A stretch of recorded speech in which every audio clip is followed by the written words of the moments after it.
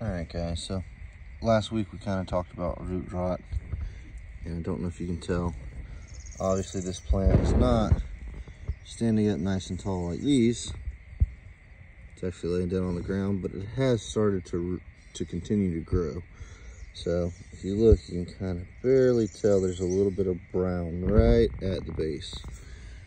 So this is one that was planted right beside it that was basically doing the same thing. Let me get the camera to focus here. You can see right there, it started getting a little brown right there.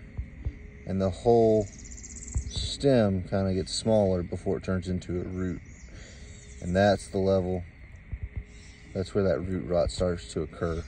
It basically weakens that stem, the whole plant falls over. So we got about 3 inches of rain yesterday, day before, and the soil's been pretty wet.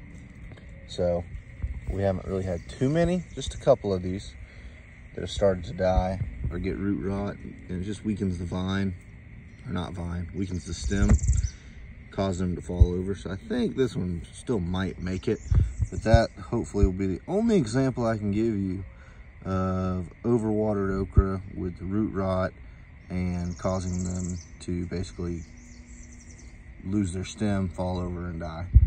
So we're gonna replant that one. It might continue to grow, but we'll check back. All right, so we're gonna replant this one. Again, this is the one that just started out that little bit of root rot. We're gonna bury it a little deeper than we normally would. So hopefully we can get those roots down there, get that stem to strengthen up.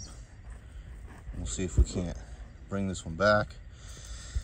And then something I like to do, guys, pretty simple, but if you have anything that you're trying to keep up with and you're planting it, it's always kind of a pain to try to remember what plant did I do this with or do that with.